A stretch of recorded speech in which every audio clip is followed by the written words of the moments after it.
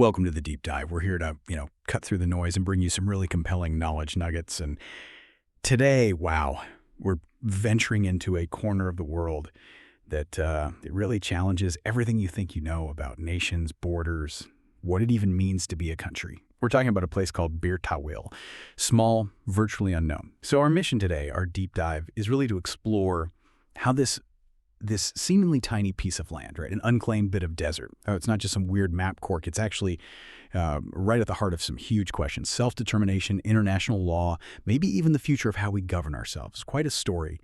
And we're basing our chat mainly on this really insightful analysis. It's called Bir Tawil, a test of global self-determination. It really unpacks things well. Okay, so let's paint a picture of Bir Tawil itself. Imagine like a diamond shape of desert, about 2,000 square kilometers, wedged right there between Egypt and Sudan.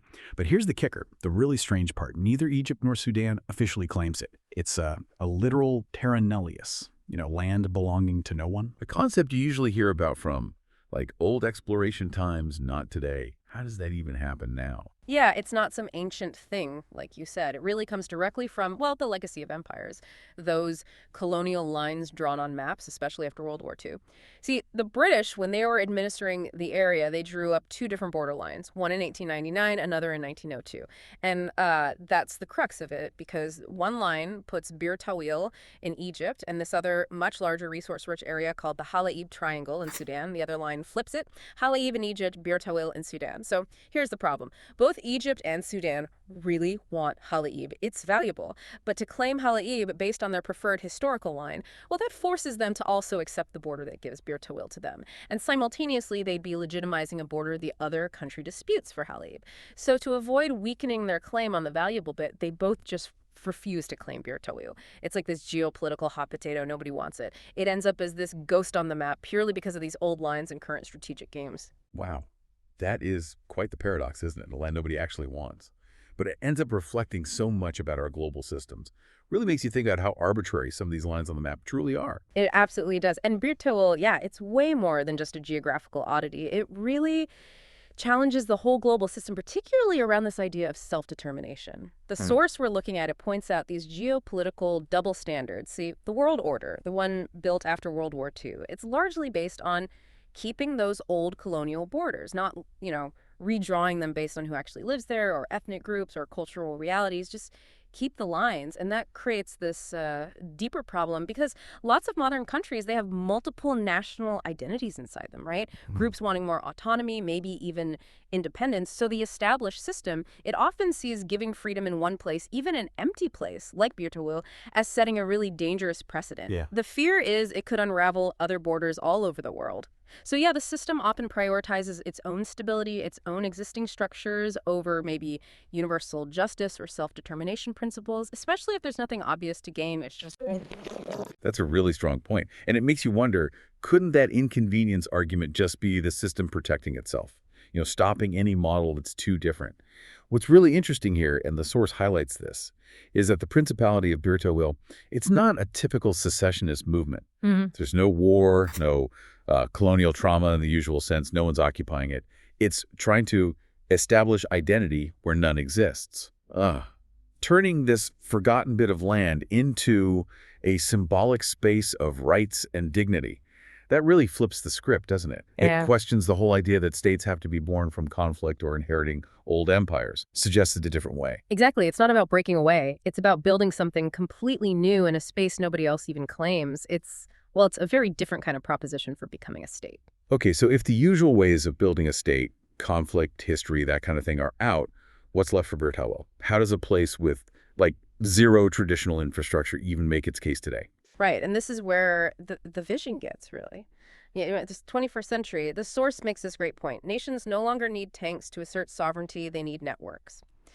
Bir Tawil is being thought of as this testing ground for e-governance, decentralized citizenship, cooperation that goes beyond traditional nations. It's a whole new way of thinking. And the specific ideas are pretty radical, actually. They're talking about digital ID systems, smart constitutions, legal frameworks built to protect both people and the environment. Imagine, A nation built on blockchain, maybe, Yeah. or some other decentralized tech. Citizenship wouldn't be rigidly tied to just living there. Maybe it's a digital credential, right? Secured somehow, letting people participate from anywhere. A truly global kind of citizenship. These are the kinds of things the proponents of the Principality of Bir Tawil are exploring. You can actually see more about their vision at www.birtawilprincipality.africa.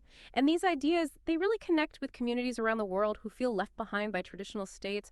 It offers a potential model, a different kind of nation building, very forward-looking. A digital native nation powered by networks that is genuinely innovative, almost revolutionary, you could say. But okay, the real world check. How does an idea like that, even a brilliant one, get recognized by a global system that's still kind of stuck in the 20th century?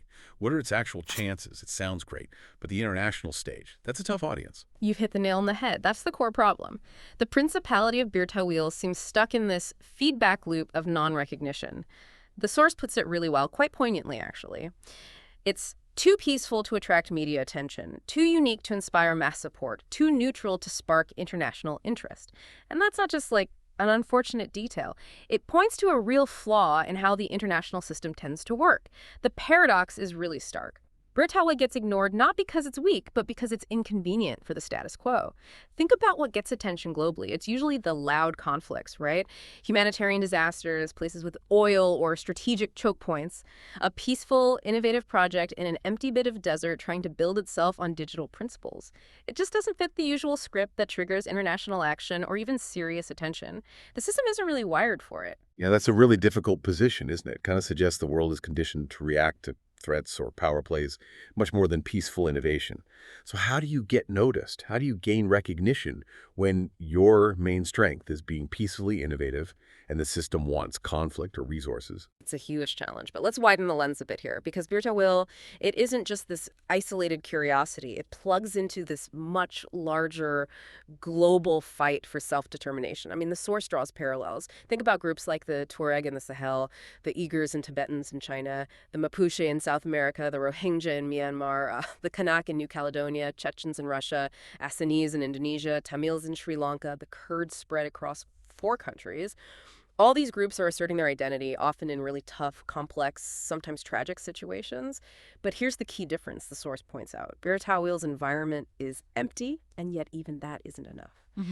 It doesn't have the deep historical wounds, the ethnic clashes, the resource battles that mark so many other movements, and still, it hits the same wall, non-recognition. It's almost like a pure theoretical test case. But seeing it alongside those other incredibly difficult real-world struggles just hammers home how challenging this whole concept of self-determination still is globally. When you put it like that, considering all those other struggles, it forces a really tough ethical question, doesn't it? The source raises it powerfully. What does it say about justice if even peaceful attempts at statehood get ignored? Exactly. That question gets right to the heart of why Bir Tawil is important. The source argues it matters not because the territory is rich or populous or geopolitically strategic, but precisely because it is not. It's presented as maybe the purest expression of a right that should belong to all peoples. It's a clean slate, basically, an uncomplicated chance to see if the principles of international law actually mean anything when there's nothing strategic to gain.